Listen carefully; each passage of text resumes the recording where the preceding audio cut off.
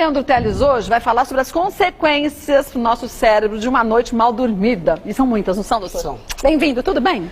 Tudo ótimo. Tem gente que diz que final de semana foi feito para passear e se divertir, não para dormir.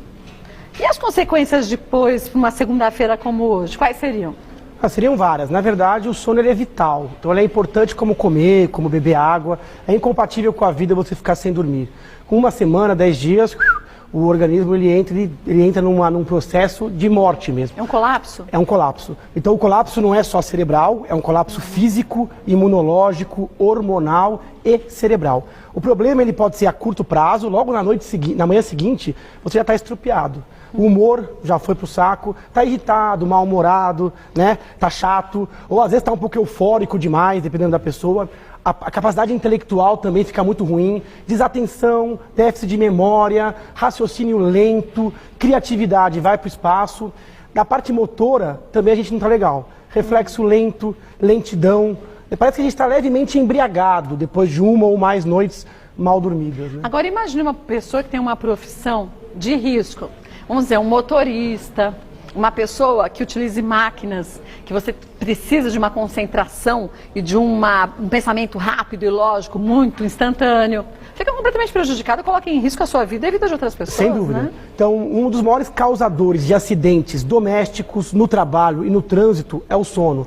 Depois do bafômetro, deve inventar um sonômetro, sei lá. Porque as pessoas dirigem com sono, é muito comum.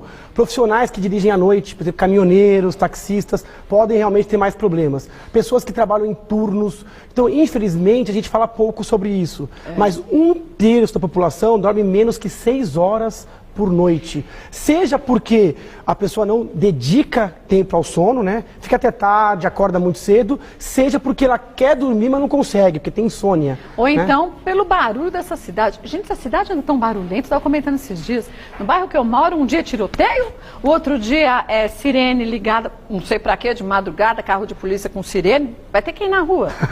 Então, quer dizer, esses ruídos da cidade grande também dificultam a gente ter um sono reparador, né? Sem dúvida. A gente vai muito ligado para a cama, realmente a cidade barulhenta, a metrópolis, a dificuldade de sono ela é... Outra coisa é a tecnologia. Hoje em dia dentro do quarto a gente tem muita coisa que emite luz.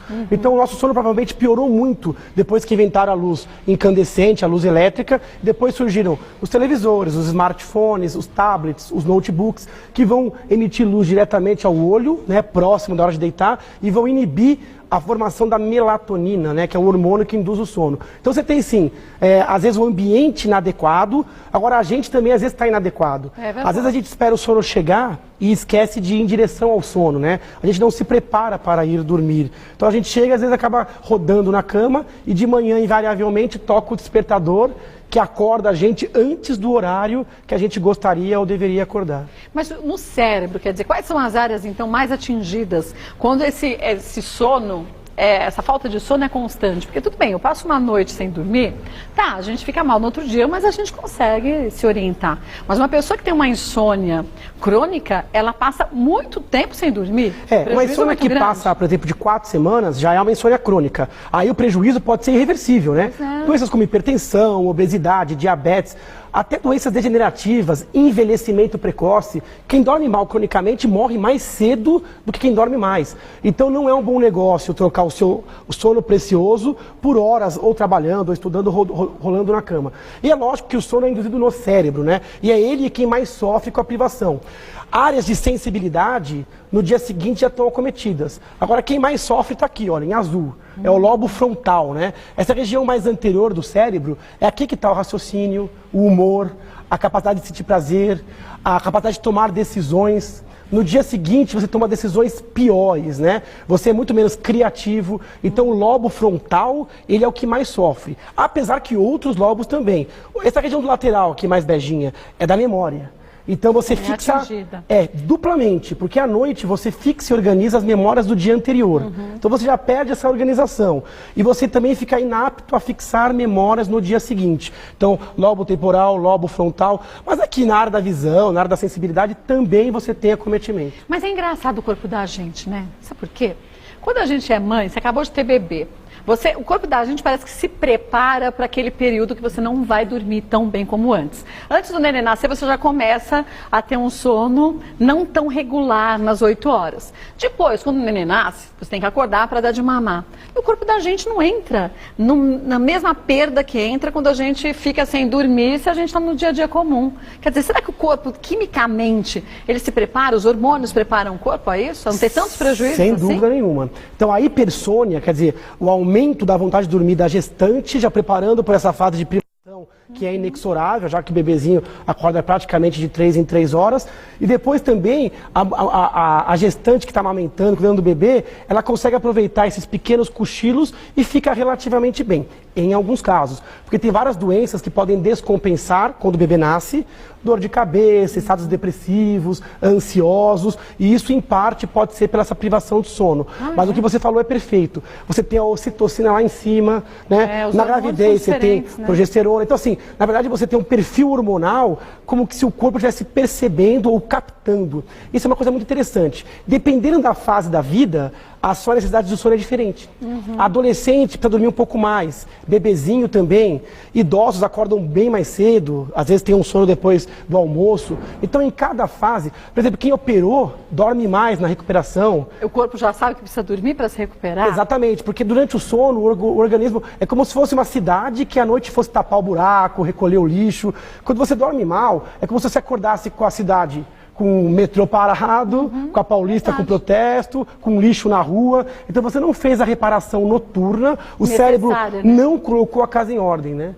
A gente tem uns mitos e verdades, vamos para o primeiro deles, ó. Uma noite mal dormida só gera impacto no organismo depois de alguns meses. Seria bom se fosse verdade, né? Esse não precisa nem falar, né? Mito total. Então no dia seguinte você já paga o preço por aqui. E aí a gente sempre recomenda você repor o sono perdido em até 24 horas. Depois disso, já foi para conta. Pronto, aquela história de, a semana eu trabalho, e aí no fim de semana eu compenso, ou vou trabalhar mais 3 vezes nesse ritmo, e nas férias eu descanso. Chega no final de semana, a pessoa não consegue dormir mais que 9, 10 horas. Ela acaba acordando invariavelmente e o prejuízo já foi. Então no dia seguinte, a pressão já pode ficar alta, já pode surgir uma arritmia que tem tendência, já pode surgir dor de cabeça. Então aqui Inês é morta, no dia seguinte você já tem parte do prejuízo. Passou de 24 horas, não tem como recuperar isso. Bom, vamos ver mais uma? A região do cérebro responsável para a crítica e o raciocínio não são afetadas pela privação de sono. Justo o contrário. Então esse é um mito, São né? as que mais afetam. A crítica e o raciocínio, tanto que às vezes a pessoa dorme mal e na manhã seguinte está meio eufórica, achando que está bem. Olha como a crítica altera. A pessoa se sente bem, acha que é capaz de fazer alguma coisa e aí surge o acidente. Quando você acha que é capaz de fazer algo que você não é. Então a pessoa pode cair, pode derrubar, pode manusear inadequadamente um carro ou uma máquina. Então a crítica, ela realmente sofre precocemente com a privação do sono. E o raciocínio também fica mais lento, né? O raciocínio ele fica óbvio, lento, é como se o cérebro entrasse num piloto automático. Tudo que você fizer durante aquele dia vai ser competindo com uma outra sensação, que é a sonolência. Então você vai estar tendo que trabalhar brigando com o sono. Você vai ter que entrar numa reunião e o olho querendo fechar. Então é uma briga do cérebro querendo levar você para a cama e você querendo produzir. Acaba que você tem um rendimento péssimo. Tem várias pesquisas científicas que foram pessoas que foram fazer uma prova de matemática depois de estudar a noite toda, né? Péssimo, não compensou. Não compensou. É melhor você dormir, deixar de estudar à noite e na hora você vai ter uma capacidade de elucidar um problema muito maior. Próximo, vamos ver? Uma noite mal dormida pode nos deixar mais emotivos e até meio deprimidos. É verdade isso? Verdade. Então a noite mal dormida, ela pode exacerbar uma tendência, né? Tem pessoas que ficam melancólicas, ficam entristecidas, a capacidade de sentir prazer fica diferente, a pessoa faz escolhas ruins, a pessoa faz escolhas sociais, alimentares ruins. Então a pessoa pode ter exacerbado a ansiedade e a depressão. E aí tem um ciclo vicioso, Kátia.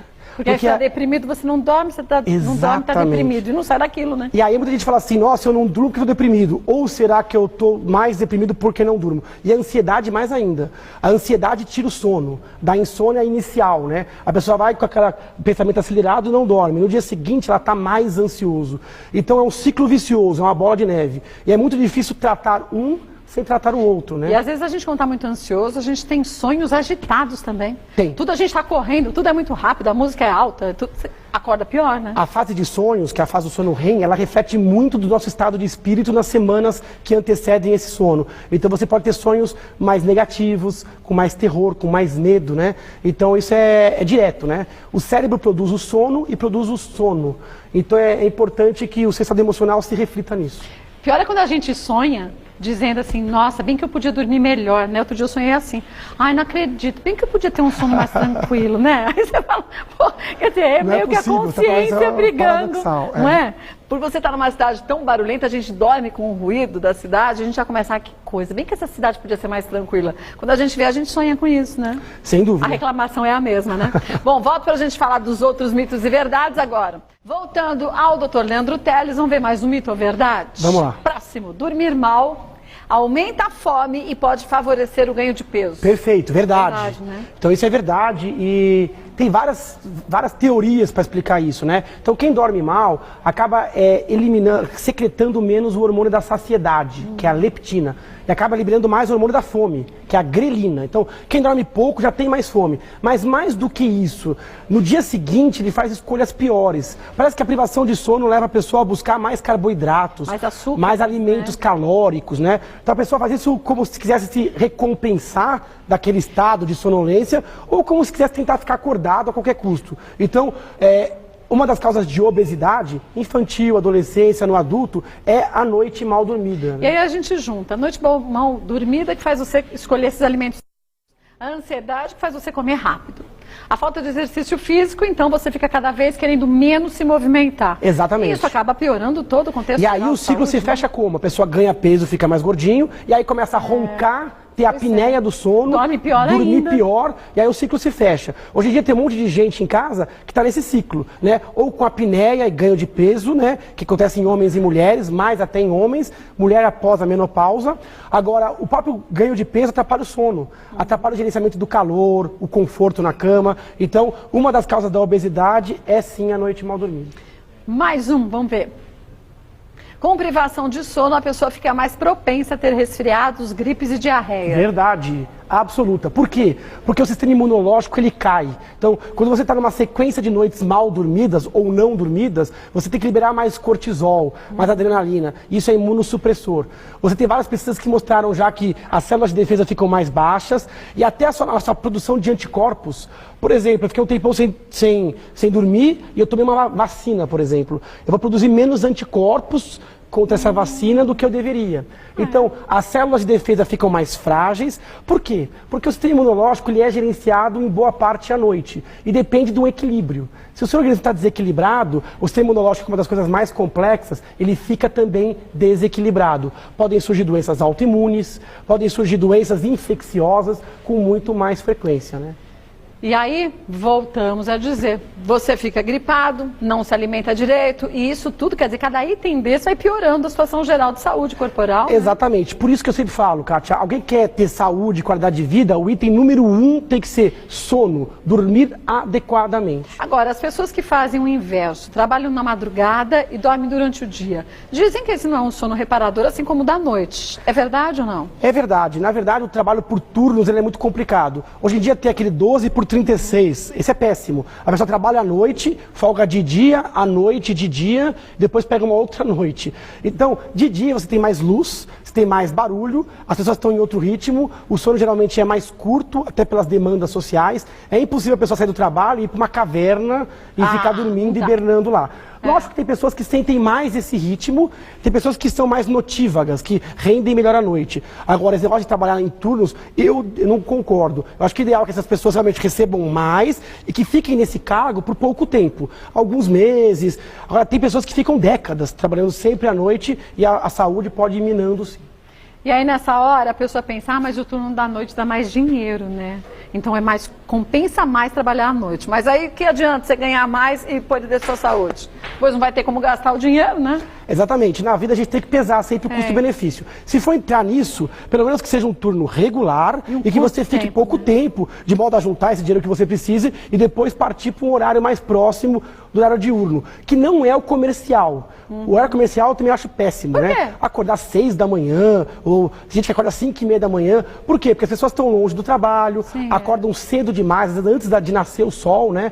Então eu acho que um pouquinho complicado. Eu acho que o ideal seria começar o trabalho todas as 9 horas e ali acabar em torno das 5, 6 horas da tarde. Seria um horário fisiologicamente perfeito, um pouco mais propício para a pessoa acordar com calma, tomar seu café da manhã, encarar o aquecimento do corpo para depois render, né? Olha, é bom lembrar, gente, que qualquer alteração que você perceba na sua saúde, é importante que você busque uma orientação médica. Nunca se automedique. E isso vale, gente, para remédios para dormir, viu? Tem gente que acha que 2, 3 gotinhas de qualquer coisa não é remédio. Se induz você a dormir, é um problema, pode ser um problema se não for indicado por um médico que não saiba direitinho o que está fazendo, né, doutor? Sem dúvida, isso é muito comum, a automedicação no caso do sono. Ou então bebida alcoólica para dormir, né? Também que não dá certo, né? Desorganiza a estrutura. Agora, olhar os seus hábitos, olhar o seu ritmo de vida e buscar ajuda médica, porque pode ter alguma doença atrapalhando o seu sono. Tem uma infinidade, a lista é grande, né? De ansiedade, depressão, fibromialgia, distúrbio da tireoide, buscar ajuda médica especializada e passar a dormir bem. Olha, o site do Dr. Leandro tem várias informações sobre esse assunto e outros também, www.leandroteles.com.br, no Facebook, Leandro Teles, neurologista. Neurologista Leandro Teles. Neurologista Leandro Teles, é uma fanpage, o pessoal pode curtir, mandar perguntas. A gente responde aqui. Vou colocar nossa foto lá, nosso selfie, a gente tirou um selfie antes da... Mas você não tem Instagram também? Vou pôr no Instagram também. Depois eu te passo os aplicativos para ver se você editar. Tá bom, Beijo, obrigada. Olha como é bom a gente ter informação, não é não, meninos?